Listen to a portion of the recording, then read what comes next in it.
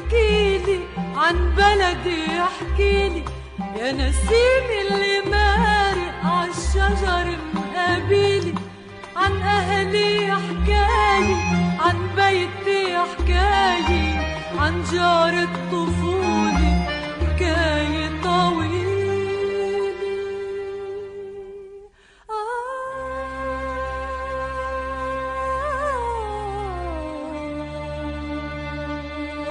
احكيلي احكيلي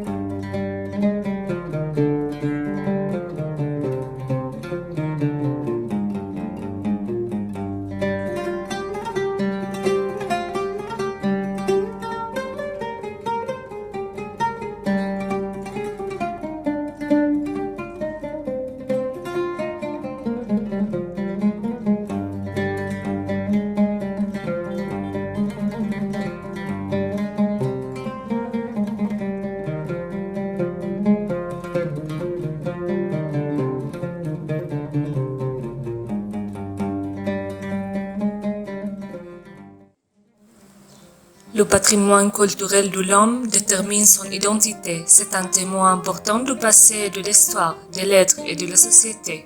À travers lui, on comprend mieux notre présent. On prévoit notre avenir, on apprend surtout à découvrir et apprécier le savoir-faire de nos artisans qui ont marqué et enrichi ce patrimoine, et le savoir-faire de ceux qui déploient tous leurs efforts pour préserver ce patrimoine et valoriser les savoir-faire liés à l'artisanat traditionnel syrien.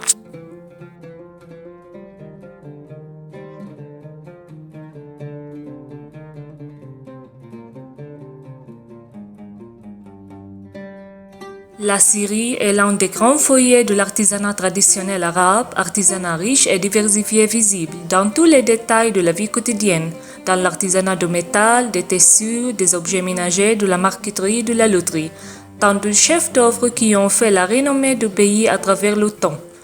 Nous sommes aujourd'hui à la recherche des origines d'un artisanat damascène traditionnel, artistique et créatif. Il s'agit de l'incrustation du cuivre. L'art du cuivre incrusté d'argent et d'or est un artisanat remarquable, né avec le développement de l'artisanat de métal. Le travail de métal est un art très difficile parce qu'il exige un grand effort pour produire une pièce de qualité. Cet artisanat consiste à créer tout d'abord des dessins ou des incrustations faites à la main sur une surface cuivrée. Ensuite, pour préparer la pièce à l'incrustation, il faut ciseler et creuser la surface selon le dessin voulu, à l'aide de stylets de gravure en acier. L'incrustation consiste à remplir les entailles et les parties creusées en y introduisant des fils ou des feuilles de métaux précieux. À la fin, l'artisan martèle les pores pour les rabattre sur le fil et le fixer définitivement. La pièce sera prête après le polissage avec une lime douce. Les dessins sont souvent inspirés du patrimoine arabo-islamique. Ce sont des versets coraniques et certains dictons et paroles sages. Tout près du café An-Nawfara, nous avons rencontré l'artisan Monsieur Hamad Ajad Sayed pour nous parler de cet artisanat.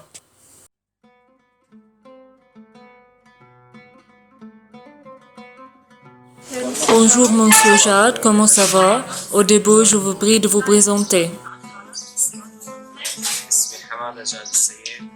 Bonjour, je m'appelle Hamad Ajad Sayed, j'ai 24 ans, je suis de Damas et je travaille dans l'artisanat de cuivre incrusté d'argent et d'or.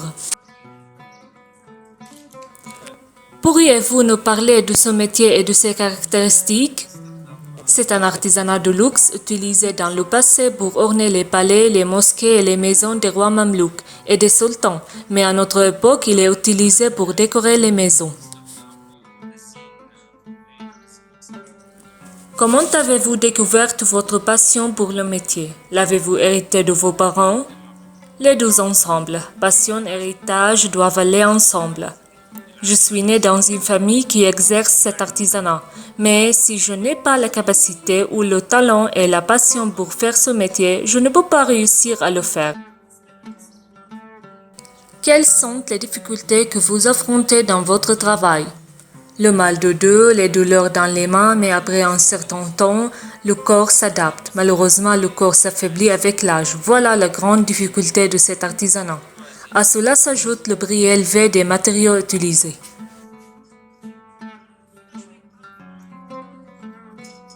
Pourriez-vous nous expliquer le mécanisme et les étapes de travail et quels sont les matériaux utilisés? Oui, comme vous le voyez, cette assiette ronde est faite de cuivre pur. On commence par exécuter un dessin sur la surface de l'assiette. On creuse par la suite le contour de dessin avec un burin. Vient après l'étape d'incrustation. On introduit le fil d'argent ou d'or dans la partie creusée comme ça. Et à la fin vient l'étape de polissage. Le produit final est une œuvre d'art. Cette technique s'appelle le damasquinage d'or ou d'argent. Il est originaire de Damas, d'où son nom.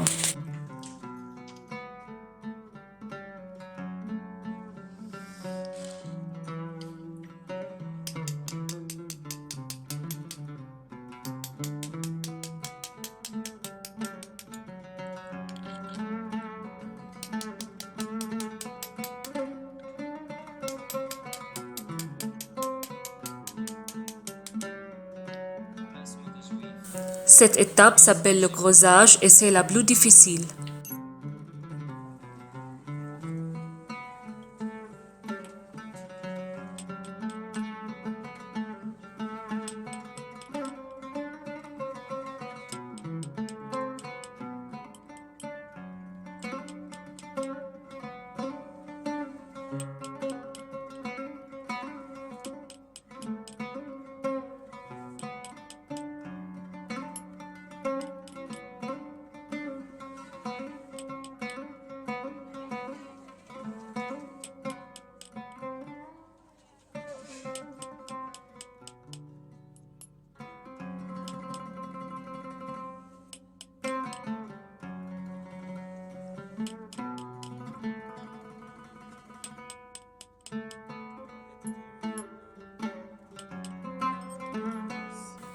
Pour l'incrustation, on applique dans les lignes creusées des fils d'argent, d'or ou de cuivre d'autres couleurs.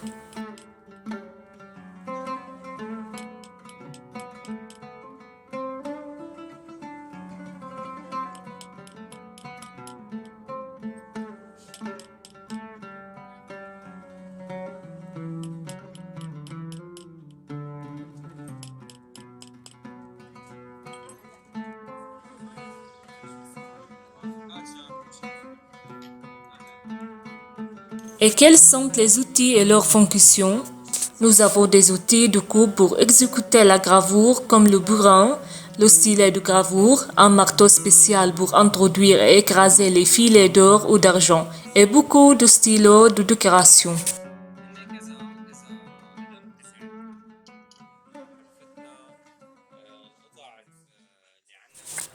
Quel est l'impact de la crise économique sur votre métier? Est-ce que vous avez des difficultés pour trouver les matériaux nécessaires? L'impact était dur parce que les matériaux sont chers.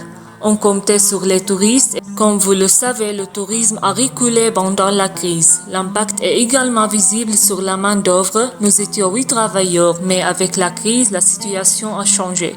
L'un d'eux a voyagé, l'autre a déménagé, le troisième a quitté le métier.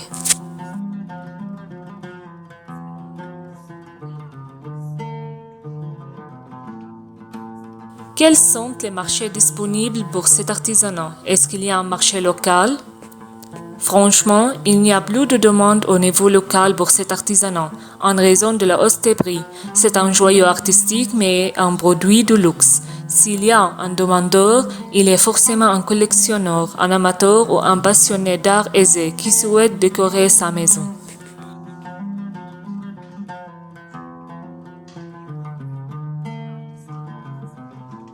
Peut-on avoir une idée des prix de quelques modèles?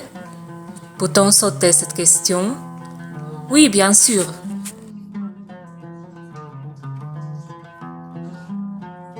Comment comptez-vous préserver votre métier?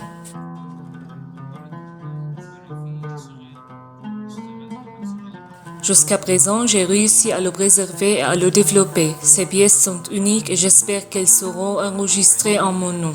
J'apprendrai également les secrets de métier à mon frère et à mon fils s'ils veulent bien, sans les obliger bien sûr. Ça reste comme un souvenir qui leur rappelle leur appartenance à cette famille d'artisans.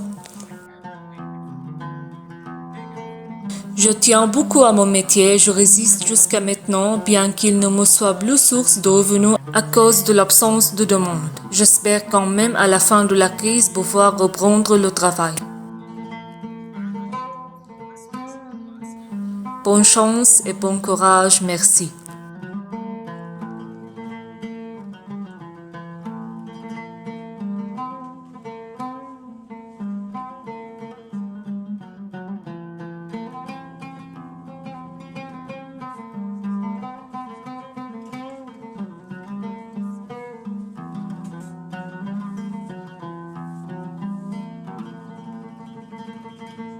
Il est à noter que l'industrie du cuivre et du laiton est connue en Syrie, mais il a été élaboré à l'origine par la dynastie des Mamelouks en Égypte. Cependant, au début de l'année 1900, cette industrie a changé de centre en Égypte pour connaître la prospérité en Syrie, ce qui a permis à Damas d'être en concurrence avec le niveau atteint par les Mamelouks auparavant.